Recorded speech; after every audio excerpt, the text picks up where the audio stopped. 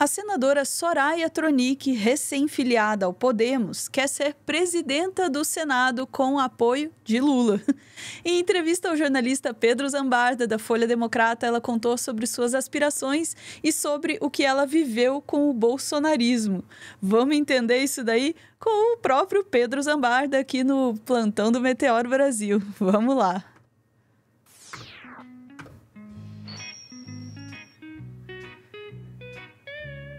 Boa tarde, Pedro Zambarda. Eu confesso que eu fiz essa abertura já com um sorriso, porque Soraya Tronic, para mim, é uma incógnita, mas sempre uma provocação interessante na política, assim. Desde a CPI da Covid, assim, eu tenho essa sensação quando eu vejo a Soraya. Ela pode me surpreender, ela pode ir contra alguma coisa que eu acredito, mas ela é sempre interessante. Eu acho que hoje em dia ela já tá mais no nosso campo do que do lado de lá, Também né? concordo. Eu conversei com ela 2 horas, óbvio. Ela a origem dela é no bolsonarismo, ela admite isso. A conversa foi super cordial. Mas aconteceu, né? Eu tava há meses tentando uma entrevista com a Soraya e acho que agora, com o recesso do parlamento, os senadores e deputados estão com um pouquinho mais de tempo de atender a imprensa, né? Então eu entrevistei a Soraya numa quarta noite. E aí eu fiz a entrevista em cima de uma outra entrevista que ela deu para Veja, meio que correndo ali em abril de 2024. Não sei se você já tá com a matéria aí na mão, Ana, é o primeiro link que eu mandei. Aqui.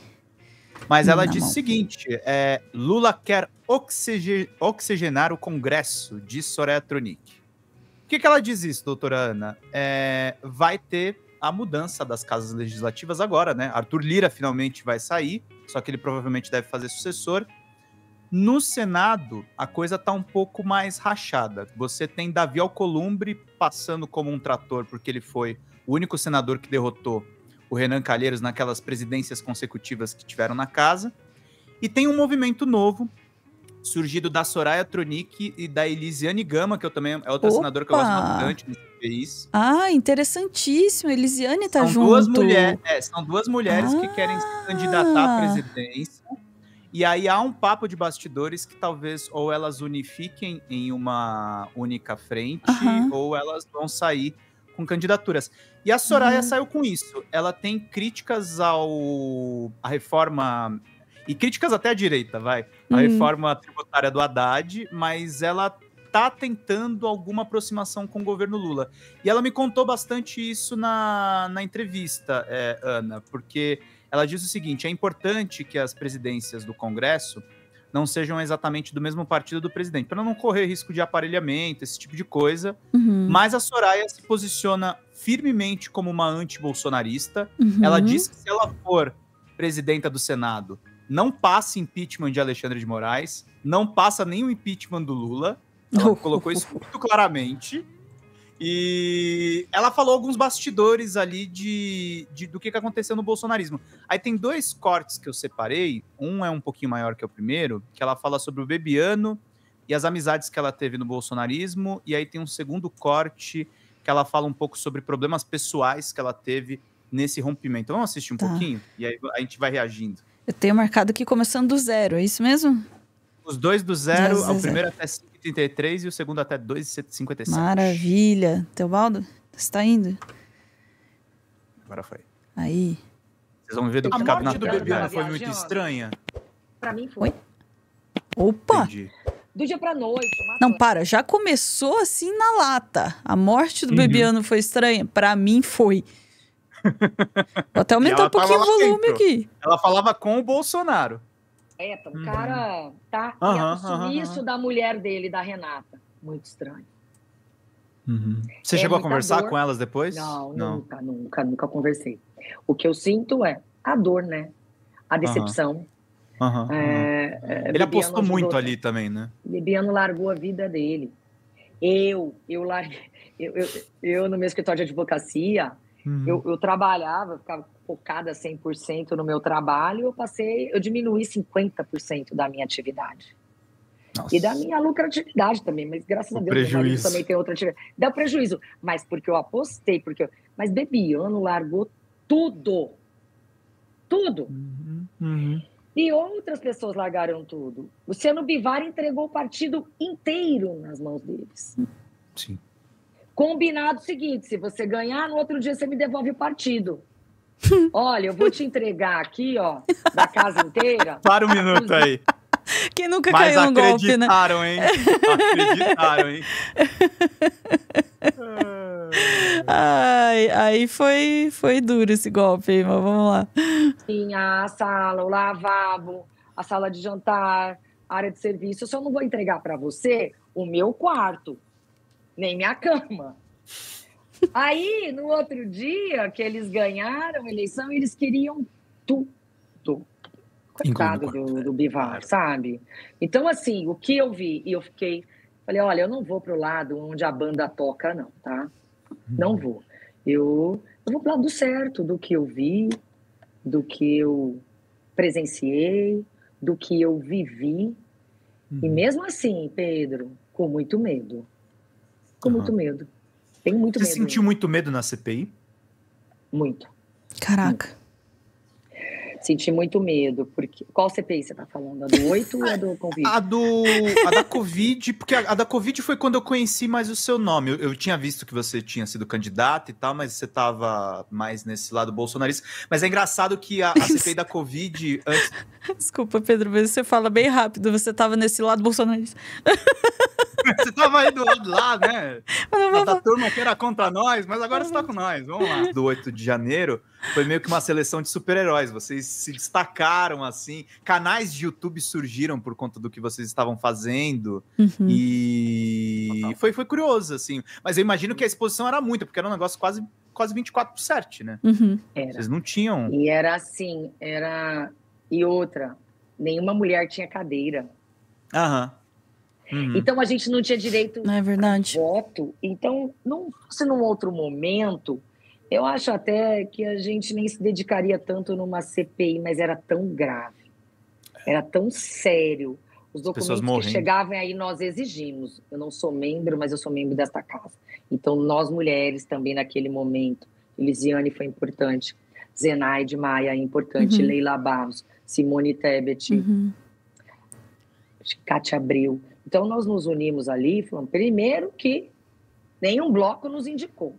Aí, o Omar não foi o Omar, muito inteligente, falou, mas elas têm direito de voz sempre. E quando ele precisava entregar a cadeira, para ele dar uma circulada, para ele falar com alguém, para ele almoçar, ele sempre dava para uma de nós. Então, quando eles quiseram nos isolar, foi quando nós realmente aparecemos. E obrigada por terem nos isolado, porque aí nos deram voz. Então, ali eu tinha sido... Caraca, eu não tinha visto por esse lado, assim, entendido o tamanho da articulação que a bancada feminina teve que ter naquela CPI. A gente acompanhou aquilo de cabo a rabo, né? Elas são silenciadas, né, Ana? Eu tava vendo uma reportagem até da Agência Pública alguns dias atrás, não tinha banheiro feminino no Senado até a época mais ou menos da CPI. Você tá brincando?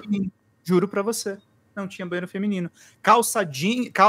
Mulheres com calça no Supremo, anos 2000. Eu tô chocada. Não podia, tinha que usar saia.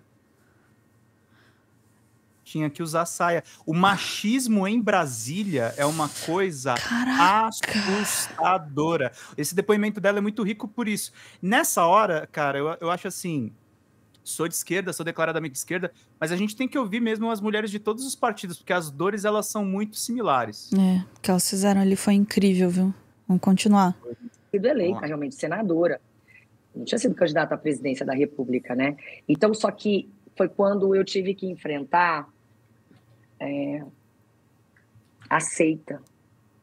E aí, gente, eu nunca imaginei que uma pessoa que imitasse alguém em agonia, ela pudesse achar aquilo bonito e continuar com ele.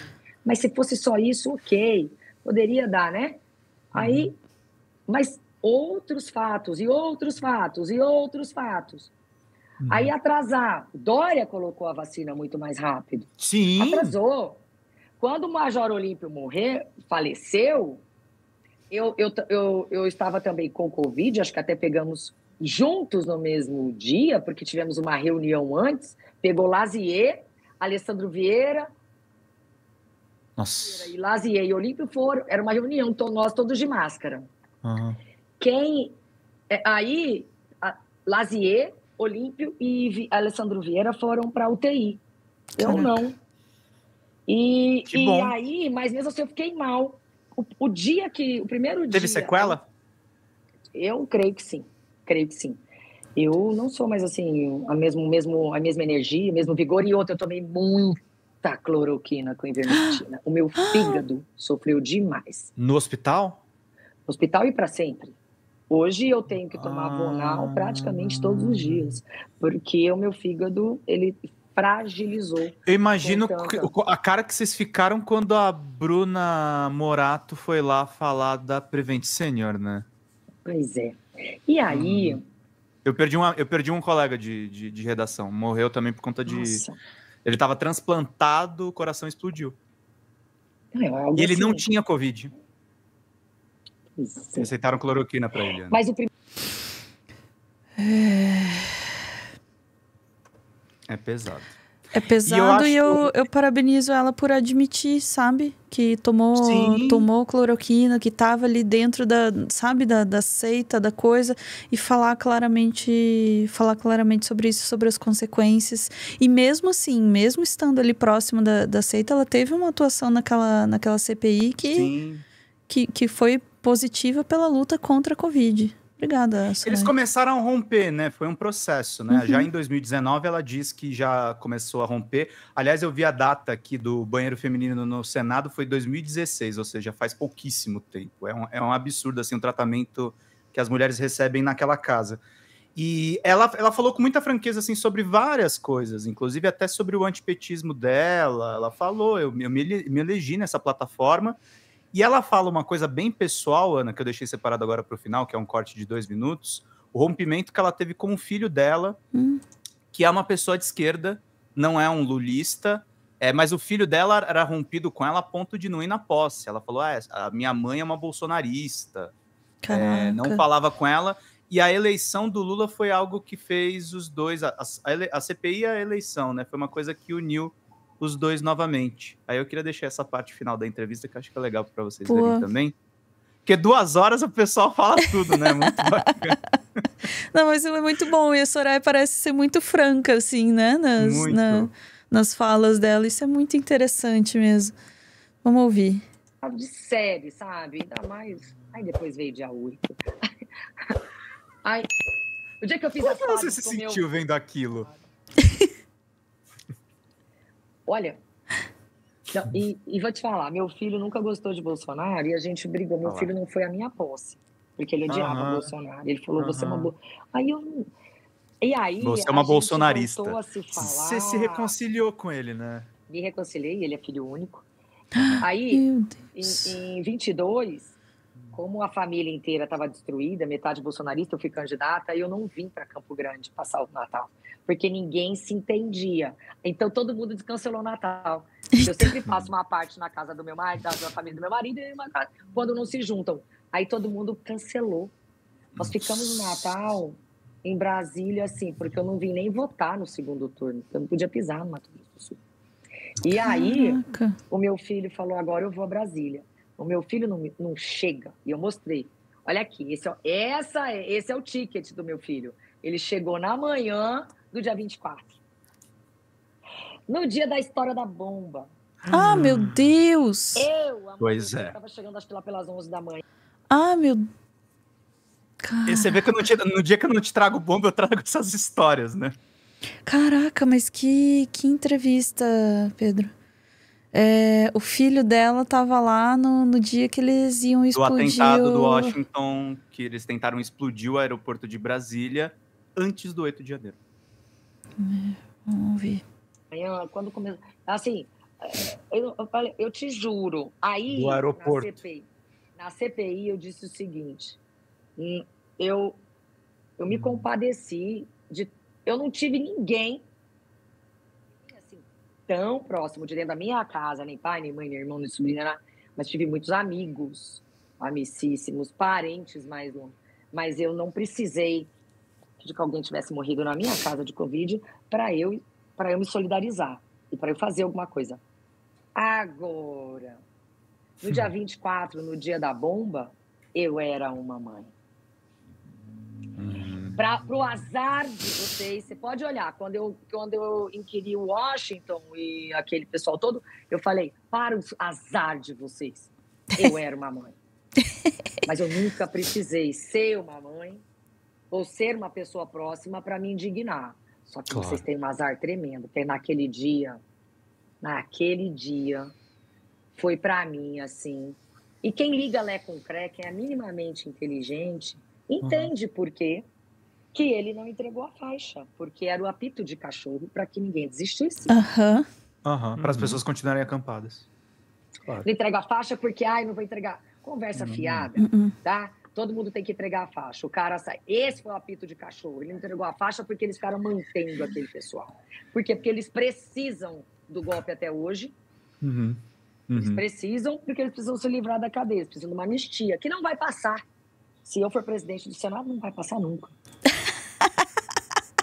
Esta mulher sabe fazer uma campanha. Sabe fazer uma campanha. Olha, eu vou falar pra você, considerando os homens da política, é um baita nome, viu? Baita nome. Eu tô surpresa. Pra falar a verdade, eu ouvi de novo. Eu ouvi a Soraya Tronic quer ser presidente do Senado. Eu falei, meu Deus do céu, o que esperar? O que esperar? Ouvindo ela falar e sabendo, né, que, tá indo contra o Pacheco, caraca, né? Hoje realmente me trouxe uma notícia boa, Pedro. Tanto a candidatura da Soraya, a perspectiva de que a Elisiane ou se candidate ou faça, né, não sei como dizer, uma chapa, né, junto com a Soraya, são ótimas perspectivas. Espero realmente que essa linha, né, e que a possibilidade de uma presidência de uma dessas mulheres no Senado aí seja real e aconteça. Desculpa, me emocionei um pouquinho com as histórias de Covid, bateu aqui também. Bateu. É muito pesado, a gente... Foi infernal aquele tempo, né? Eu ainda tenho uma dificuldade, assim, tem um branco na memória. E foi o momento que a gente ficou mais em live, né, Ana? A gente ficou mais nisso aqui. É um marco na minha vida, é um marco. Ter acompanhado aquela CPI, ter lutado tanto, e eu reconheço aí o trabalho da Soraya e de toda a bancada feminina, especialmente naquela CPI, na luta contra a Covid, eu reconheço. E realmente, Soraya, que seja assim pelas emoções que a gente luta pelas coisas. Quando ela diz assim, eu era uma mãe, agora vocês se fuderam. Eu sou uma mãe. Vocês tentaram explodir o aeroporto com meu filho dentro. Vocês estão ferrados. Vocês estão muito ferrados. Essas emoções estão no lugar certo, Soraya. Obrigada, Pedro, por trazer essa entrevista. Tô surpresa positivamente com... De novo, imagina, é sempre uma surpresa positiva. E é um percurso de personagem, assim, né? É um arco de personagem muito interessante esse da Soraya. Eu acho, sinceramente, assim, se ela tá com esse posicionamento de não anistiar a golpista, eu acho que o presidente Lula deveria apoiar. O Lula faz pacto com tanta gente, por que não, né, gente? Não, realmente, ela tá, assim, o discurso tá pesadíssimo, tá fortíssimo na buscar o apoio do Lula. Espero que consiga. Passamos horrorosamente do tempo, Bruno, agora... Pedro, desculpa. Então não vou dar nem o recadinho da TV Cringe aqui, que a gente já tá atrasado e a Sofia vai dar um grito. Se inscrevam na TV Cringe. Se inscrevam na TV Cringe. É isso aí. Ó, olha aqui o endereço. TV Cringe Brasil. Aqui. Certo? Hoje à noite estreia um vídeo sobre o...